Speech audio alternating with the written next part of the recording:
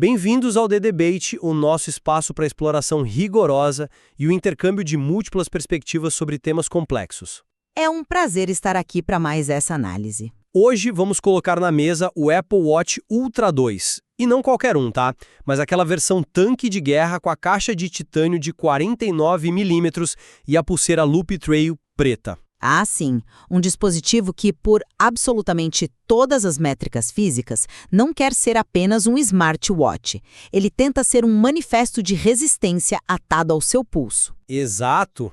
E é justamente aí que mora a nossa provocação central de hoje.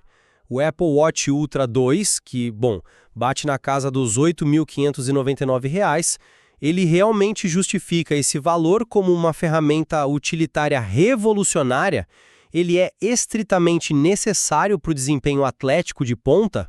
Ou será que estamos diante de um caso clássico de superengenharia, onde ele atua muito mais como um símbolo de status e luxo do que como um equipamento indispensável? Exatamente essa questão. Olha, a minha visão aqui é que a Apple criou um monstro utilitário.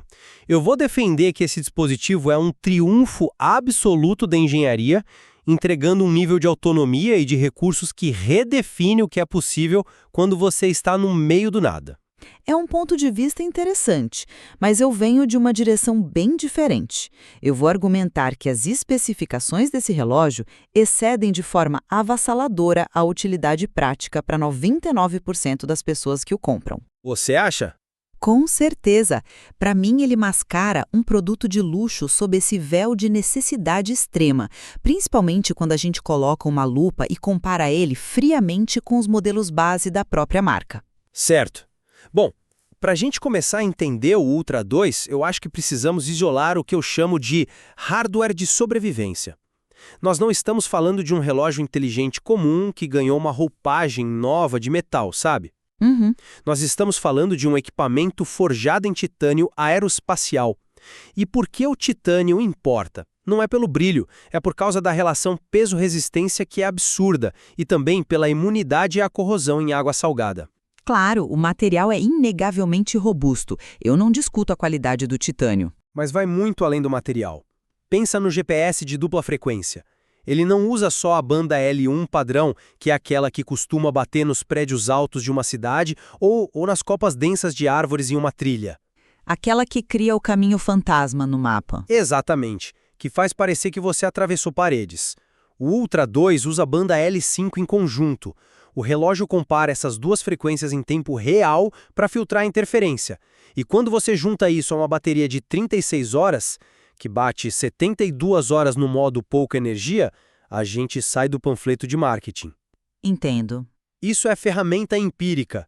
Para quem faz trilhas isoladas ou mergulha, essa precisão e essa bateria são a diferença literal entre voltar para casa ou se perder na montanha. Olha, eu entendo perfeitamente a matemática por trás dessas especificações. A tecnologia L1 e L5 é brilhante, de verdade. Mas o que me fascina nessa análise não é a engenharia em si, é a desproporção monumental entre a capacidade do equipamento e a realidade de uso. Como assim? Você acha que as pessoas não usam essas ferramentas? A esmagadora maioria. Não, a Apple embute características pesadíssimas nele. Você mencionou a resistência, mas vamos aos fatos técnicos. Ele tem a certificação militar MLS-TD 810H. Que é um padrão rigorosíssimo. Sim, isso significa que ele foi testado contra choque térmico, congelamento, vibração balística, e ele também tem a certificação EN 133199. Isso transforma ele num computador de mergulho homologado para descer a 40 metros de profundidade com o app Oceanic Plus. Mas quantos compradores de fato precisam de um sensor que mede a temperatura da água do mar em tempo real para tomar decisões de descompressão? Mas a engenharia tem que existir para o limite, não para a média. Se ele promete sobrevivência, ele tem que entregar no extremo. Certo. Mas o próprio material de origem que fundamenta a nossa discussão denuncia essa dualidade de forma bem irônica. Quando a gente vai ler as avaliações reais dos clientes, o que a gente encontra lá? Encontramos muita gente satisfeita com a bateria. Sim, mas tem usuários exaltando, e eu vou citar diretamente aqui, que a embalagem e o material que acompanham provêem uma experiência de luxo para quem compra. Percebe a ironia da situação? Entendi o seu ponto. O cliente não está celebrando que o relógio sobreviveu a uma tempestade de areia no deserto. Ele está celebrando o unboxing, o sentimento de exclusividade tátil. É um produto posicionado estritamente para o extremo, mas que é consumido pela fome do luxo. Esse é um ponto interessante, de verdade. Embora eu enquadraria essa questão de uma forma bem diferente. A percepção do luxo por parte de um usuário na sala de estar não anula a utilidade da engenharia no meio da floresta. Não anula, mas muda o propósito comercial dele. Talvez. Mas para mim, o primeiro grande salto utilitário desse dispositivo e que afeta qualquer usuário é a ruptura do cordão umbilical. Você diz em relação ao iPhone. Exatamente. O Ultra 2 tem conectividade celular integrada por padrão. Quando você soma isso àquela bateria muito maior, o paradigma de uso muda completamente. Um maratonista ou um ciclista que vai fazer um treino de 3 horas não quer levar um celular de 200 gramas batendo no bolso, sabe? Claro, o peso incomoda. Com o Ultra 2, o smartphone fica em casa.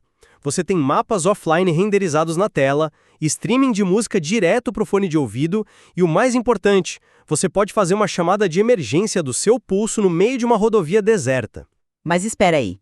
Os modelos base, como o Series 10, também não fazem isso se tiverem o celular ativado? Fazem, mas aí entra a questão da resistência sustentada que a gente estava discutindo. O Series 10 tem uma bateria projetada para 18 horas de uso misto. Se você liga o GPS contínuo, a rede celular e o streaming de áudio tudo ao mesmo tempo, essas 18 horas despencam muito rapidamente. O consumo é alto. Pois é, o Ultra 2 aguenta o tranco de fornecer métricas ativas e atividade ao vivo sem você ter que implorar por uma tomada. Ele corta o cordão umbilical de verdade. Olha, me desculpa, mas essa linha de raciocínio simplesmente não me convence. E eu te explico o porquê. Quando você traz esse número de 36 horas de uso normal, eu sou a primeira a concordar que, para o histórico da Apple, é um salto considerável. É quase o dobro. Sim, mas vamos voltar à sua própria premissa. Você chamou ele de hardware de sobrevivência. Chamei e mantenho. Então, se a gente adota a premissa de que este é o relógio das expedições extremas, 36 horas é uma janela ridiculamente curta. Pensa bem, se você está numa trilha profunda de 4 dias na Patagônia, uma bateria de íon de lítio com essa autonomia vai exigir que você leve um powerbank e cabos. Bom, mas você pode usar o modo pouca energia para esticar para 72 horas. Mesmo assim, são 3 dias com recursos limitados. E aí o seu cordão umbilical voltou. Ele só mudou de formato. Agora é um cabo de carregador. E tem outro paradoxo psicológico aqui que eu acho fascinante. Qual o paradoxo? Você argumenta que o celular liberta o atleta.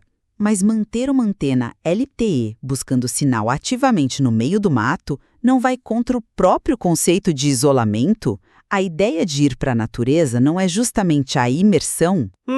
Dependendo do atleta, sim. O cordão com a sociedade não foi cortado, ele só ficou invisível.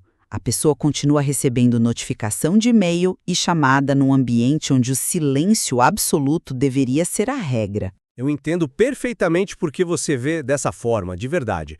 Mas me deixa te dar uma perspectiva um pouco diferente sobre esse ambiente hostil. Não é só sobre estar conectado para receber e-mail. É sobre como a máquina permite que você interaja com ela quando o ambiente físico joga contra você. E é aí que a tela e a estrutura física do Ultra 2 mostram que não são apenas luxo de unboxing. Você está falando da tela de safira, imagino? Da tela de cristal de safira e do que tem por baixo dela. A gente está lidando com um painel que atinge absurdos 3.000 nits de brilho. E para quem não está familiarizado, um nit é basicamente a luz de uma vela em 1 metro quadrado. É muita luz para um espaço tão pequeno. Exato, um monitor de computador bom tem uns 400 nits. O Ultra 2 tem 3.000. Por que isso importa? Porque se você está no meio do oceano ou numa montanha com a neve refletindo o sol do meio-dia direto no seu rosto, 400 nits somem. Você não enxerga absolutamente nada. A tela simplesmente apaga sob o sol. Com 3.000 nits, o mapa topográfico continua nítido. E no outro extremo, ele cai para apenas 1 nit no modo noite, que fica todo vermelho. Ele não queima a sua retina quando você olha as horas dentro de uma barraca totalmente no escuro. É uma engenharia de display brilhante, não há dúvida sobre isso. E a engenharia física externa acompanha isso perfeitamente. Pensa na biologia humana, né? Quando você está com os dedos congelados a 0 grau ou com uma luva grossa de neoprene de 3 milímetros no mergulho, uma tela sensível ao toque é inútil. O toque capacitivo simplesmente não registra. Sim, a luva isola a condutividade. É por isso que a coroa digital, a Digital Crown, é fisicamente maior e tem ranhuras mais profundas no Ultra 2. É por isso que existe aquele botão de ação laranja, que é enorme e tem um feedback tátil claro. É uma engenharia mecânica projetada para os momentos exatos em que a nossa destreza motora fina falha. Esse é um argumento muito forte, confesso. A usabilidade mecânica em situações limite é um acerto inegável do design. Mas você já parou para calcular o custo oculto de toda essa musculatura? Você diz custo financeiro? O peso, a dimensão e a ironia tecnológica que vem junto com tudo isso. Se a gente destrinchar a tabela técnica que temos no material, essa estrutura maciça cobre o seu preço.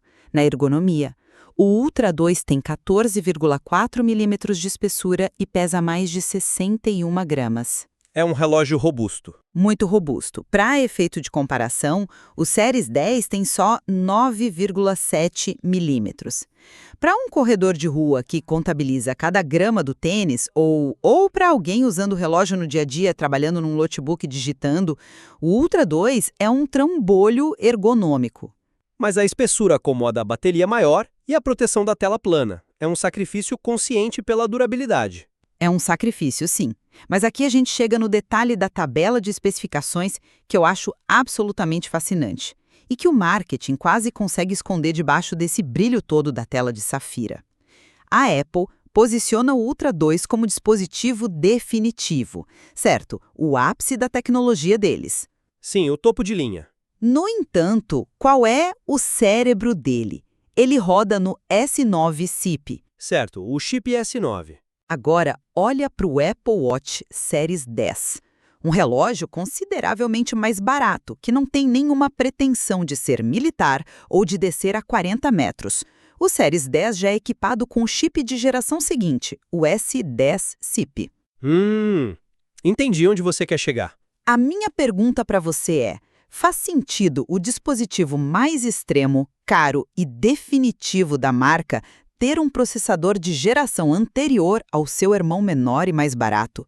Para mim, isso prova que o valor imenso cobrado pelo Ultra 2 repousa quase 100% no invólucro de titânio e no status, não numa supremacia tecnológica absoluta de processamento. Olha, com todo o respeito à sua análise, eu não compro essa ideia de que o processador invalida a coroa de definitivo. Você está reduzindo a capacidade real da máquina a um número de geração de marketing. Mas é uma geração inteira de diferença na arquitetura do chip, isso não é só marketing. Mas qual é o gargalo real de um smartwatch no uso prático? Não é poder de processamento bruto para rodar gráficos tridimensionais complexos. O S9 já possui o Neural Engine de 4 núcleos, que foi o grande salto da Apple recente. Sim, o processamento de IA local. Exato. É ele que processa direto na máquina e sem depender de internet, aquele gesto de toque duplo, onde você pinça os dedos e atende uma ligação sem tocar na tela. E é esse mesmo chip que roda com precisão impecável os algoritmos de saúde. E, honestamente, é esse ecossistema de saúde que cimenta o valor do dispositivo para a maioria das pessoas. Mas os sensores de saúde estão em ambos os modelos. O Series 10 também tem ECG, também tem sensor de queda. Estão, mas no Ultra 2 eles formam um arsenal atrelado àquela autonomia de bateria que a gente debateu. O relógio tem o sensor cardíaco óptico, aplicativo de ECG para detectar fibrilação atrial, oxímetro de pulso, sensor de temperatura. São excelentes recursos médicos preventivos, concordo. E o mais crítico de todos, a detecção avançada de acidente e queda. O acelerômetro dele mede impactos de altíssima força G, cruzando dados com o barômetro para identificar a mudança de pressão na cabine quando um airbag explode. E ele aciona o resgate automaticamente se você não responder. Como a gente falou antes, são anjos da guarda atados ao pulso. Anjos da guarda de titânio de R$8.000. Exato. E quando você pega esse pacote de saúde de última geração, soma com armazenamento de 64 GB para mapas topográficos e músicas, e envelopa tudo isso em titânio de 61 gramas, é aí que você entende o preço. E as pessoas entendem isso. Algumas entendem, outras se frustram. Mas temos aquele relato no material de base de um usuário que é ciclista, que deu 5 estrelas. Ele diz claramente que o relógio resolveu o problema de ter que carregar o celular no bolso da camisa durante o pedal, que é péssimo para a aerodinâmica e muito perigoso numa queda. A utilidade empírica ali é inegável e muito bem avaliada com a nota geral de 4,2 estrelas. A consolidação de ferramentas num único aparelho é real, não dá para negar isso. O equipamento faz o que promete. Mas você usou a expressão anjo da guarda agora há pouco, o que me leva direto ao perigo dessa narrativa de invencibilidade. O marketing vende e os entusiastas compram a ideia de que o Ultra 2 é infalível. Mas nenhuma máquina é infalível. A engenharia pressupõe falhas. Exatamente. Mas o verniz militar, o titânio aeroespacial e as certificações de mergulho profundo mascaram o fato de que, no fim do dia, isso ainda é um eletrônico de consumo, com soldas, baterias de lítio químicas e displays colados. E as engrenagens logísticas do varejo não perdoam. Você se refere às políticas de devolução? Sim. Nos materiais da Amazon, a gente vê o tamanho das páginas detalhando as políticas de devolução. Eles deixam explícito que você tem 30 dias para devolução padrão e uma garantia estendida de 90 dias especificamente para eletrônicos novos com defeito. E por que o varejo precisa ser tão meticuloso com isso? Bom, porque é a lei do e-commerce, né? Padrão para qualquer produto. Porque eletrônicos dão pau, independentemente de quão ultra eles se chamem na caixa. Se a gente olha as avaliações críticas, tem um relato de uma estrela do usuário Vitor. Ele não reclamou que o relógio não aguentou o cume do Everest. Ele relatou que o produto simplesmente chegou com defeito. Um problema de controle de qualidade na fábrica, que acontece. Sim, mas ele já devolveu e está lá refém do sistema, aguardando o reembolso cair na conta. É aí que a fantasia do equipamento pro apocalipse colide frontalmente com a realidade logística frustrante de códigos de rastreio de devolução. Mas veja bem, todo lote de manufatura no mundo, seja de um marca-passo médico ou de uma turbina de avião, tem uma margem de defeito estatístico. Isso não invalida a proposta tecnológica do produto quando ele funciona. Não invalida a tecnologia, mas humaniza o produto, sabe? Tira ele do pedestal. E se a gente quiser falar do humano por trás da compra, vamos olhar para os relatos positivos de forma honesta? A gente leu a avaliação do usuário Roberto, que deu 5 estrelas. Sabe o que ele destacou? Acredito que o design. O acabamento sofisticado. Ele diz literalmente que é perfeito tanto para uso casual quanto esportivo. O Roberto enxerga o Ultra 2 como uma joia bruta, ele é o status materializado para usar num restaurante no final de semana e não um guia de sobrevivência para escalar os Alpes. Mas olha, o fato de o relógio ser esteticamente apreciado num jantar, ou de ele estar sujeito às regras universais de devolução de um e-course, não tira a capacidade técnica dele. Não diminui um único nit daqueles 3.000 de brilho quando ele de fato está no alto de uma montanha. Mas subutiliza a ferramenta de uma forma extrema. O que mais me atrai no Ultra 2 é essa dualidade incrível que ele carrega. Ele tenta, e na minha visão consegue com folga, ser o ápice da utilidade materializada em miniatura. Mesmo sabendo que a maioria nunca vai usar nem 10% dessa utilidade. O argumento para ele existir como produto não é se a média das pessoas usa tudo, mas a ambição da máquina, a capacidade de estar pronto se você precisar. Cada milímetro de espessura que te incomoda, cada antena a mais do GPS, os microfones triplos com redução de ruído, isso tudo foi desenhado para maximizar a sobrevivência. Pensa nisso. Se você se perder e precisar que o microfone isole o barulho de uma tempestade de vento para o resgate entender a sua voz, o Ultra 2 vai fazer isso perfeitamente. O Series 10, com toda a sua espessura elegante, não vai.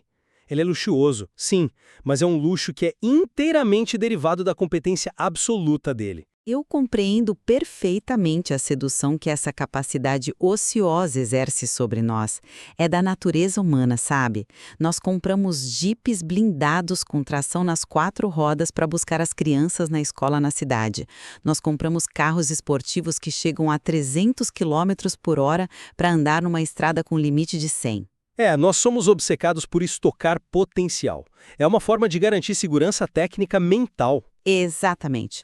Mas na minha análise final das nossas evidências aqui, mesmo tendo um respeito imenso pela engenharia absurda que os caras conseguiram colocar nesses 49 milímetros, eu vejo o Ultra 2 predominantemente como um artefato de luxo tecnológico superdimensionado. Entendo sua posição. Ele entrega um nível de robustez exigido por fuzileiros navais para consumidores que vão usar essa máquina incrível para rastrear os passos no parque, ouvir um podcast e ostentar uma estética industrial robusta. O custo de R$ 8.599 embute o símbolo, o status e a fantasia da sobrevivência, muito mais do que a necessidade real dela no dia a dia.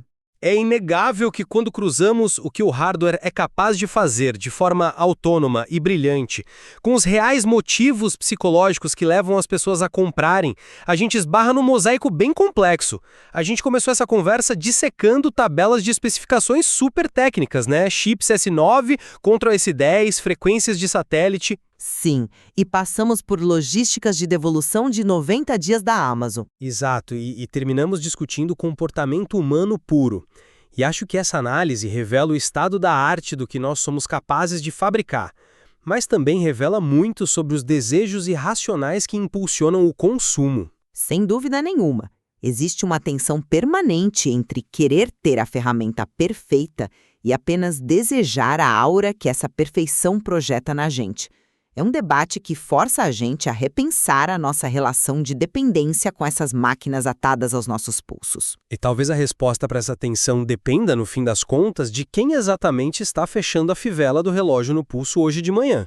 E de que tipo de montanha essa pessoa quer escalar, seja ela literal ou metafórica. Fica o convite aos nossos ouvintes para refletirem sobre o material de forma crítica. Reflitam se precisam dos 3.000 nits na sala de casa. Pois é, a busca incansável por limites extremos justifica a engenharia de uma máquina tão brutal. Ou o verdadeiro encanto está só no prazer inato de vestir o poder absoluto e carregar ele no dia a dia. No fim, a beleza de dissecar um equipamento feito para o fim do mundo não está apenas em entender como ele nos mantém vivos, mas no que ele nos diz sobre os nossos medos e as nossas ambições como sociedade. Falou tudo. Nós abrimos esse nosso encontro falando do pragmatismo bruto sobre o cilindro de oxigênio e o mosquetão que só precisam funcionar. A grande questão que fica é se, ao juntarmos aquele mosquetão cru com um processador neural e uma tela de safira, nós construímos a ferramenta suprema ou se transformamos o próprio instinto humano de sobrevivência no mais novo acessório de luxo do mercado. Fica a reflexão para vocês.